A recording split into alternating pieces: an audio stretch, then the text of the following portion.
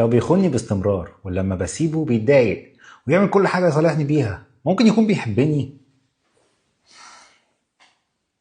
وفي حد مسلطك عليا؟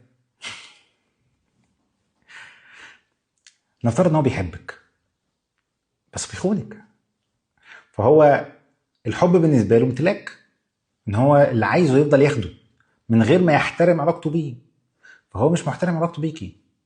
لو ده مناسب ليكي ان انت تبقي جزء من علاقاته، تمام، عيش حياتك انت حر، بس متوقعيش ان هو يكون بيحبك فهيتنازل عن علاقاته كانت نازل عنها قبل ما يبقى في بينكم حاجه.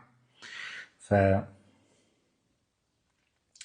مش عارف والله، يعني العلاقه المناسبه مش بتعتمد على الحب، الحب جزء منها انما هي مش اساسها، اساسها اختيار واقتناع وقرار ثابت مناسب.